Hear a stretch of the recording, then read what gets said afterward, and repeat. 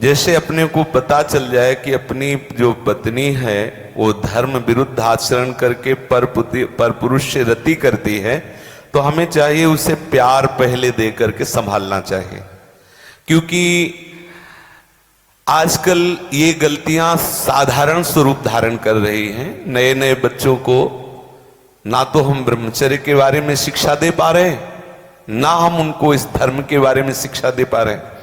आज की जो नई पीढ़ी है, तो जैसे आज हमारा मन आया तो इस दुकान की वस्तु पाई, कल उस होटल की पाई, परसों उस होटल की पाई, ऐसे वो इन क्रियाओं को एक मनोरंजन समझने लगे हैं।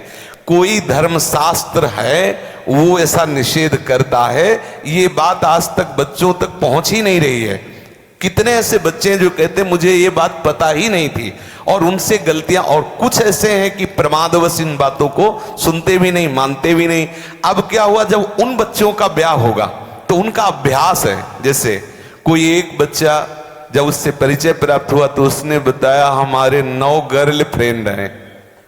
अब अपने लोगों के तो समय में मतलब ये तो अभी यही सुनने को मिलता है।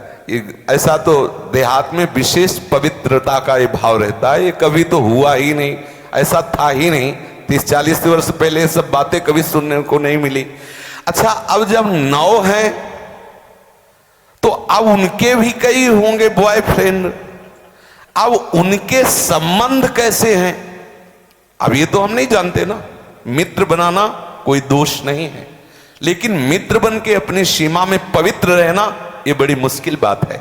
क्योंकि बड़े बड़े साधक जो जितेंद्रियता के मार्ग पर चलते हैं उनसे भी चूक होने की संभावना रहती। फिर जहां ये प्रश्न ही नहीं है जितेंद्रियता का, जहां साधन का प्रश्न ही नहीं है, वहां पवित्र रहा जा सके, मुझे तो लगता है असंभव, मुझे लगता है असंभव। अब यदि उनकी आदतें वहां खराब हो चुकी हैं तो ब्याह होने के बाद उस आदत को एकदम रोक पाना बहुत ही कठिन है।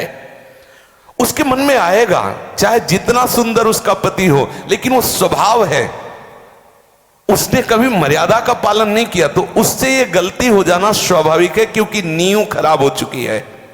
अब क्या करे, पहला कार्य पति का है कि उसे प्यार करके, लेकिन ये वही सुधार सकता है जो स्वयं में सुधरा हो। पहले पति को देखना चाहिए कि मैं एक पत्नी व्रत हूं, क्या मैंने कभी भ्रष्ट आचरण नहीं किए, क्या मैं अभी भ्रष्टाचरण नहीं कर रहा। यदि नहीं तो फिर उसके लिए उत्तर है, वो एक बार पत्नी को प्यार से दुलार से संभालने की चेष्टा करे, उसको समझाए कि उसका वो कार्य बहुत बुरा है। पतिवंचक पर पति रति करई, रो रो नरक कल्प शत परई। न जाने कितनी ताड़ना उसको भगवत विधान से मिलती है। यदि आपको पति थोड़ा कुरूप मिल गया है, थोड़ा योग्य नहीं है, और आप ऐसा दुराचार इस भाव से, तो वो बहुत दंड का कारण बनेगा, वो बहुत हानि का स्वरूप है। अब हमें उसके सुधार के लिए उसे प्यार देने की आवश्यकता है, उसे समझाने की आवश्यकता है, उसकी आवश्यकता को हम महत्व दें। उसे प्यार के द्वारा, ऐसा नहीं है जो अंग खराब हो जाता है हम औषधियों के द्वारा उसे पुनः ठीक करते हैं। जब ऐसी स्थिति हो जाए कि पूरे शरीर में सड़न हो तो फिर कटवा देते हैं।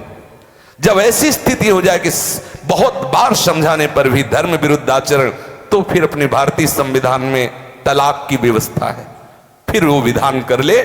मारने पीटने की जरूरत नहीं है, उसको साबित करके कि आपको बहुत बार समझाया लेकिन आप धर्म विरुद्ध आचरण करते हैं, और मैं धर्म के मार्ग में चलना चाहता हूं, इसलिए हम आपको प्रणाम करते हैं, नमस्कार करते हैं, आप अपना मार्ग चयन कर लीजिए।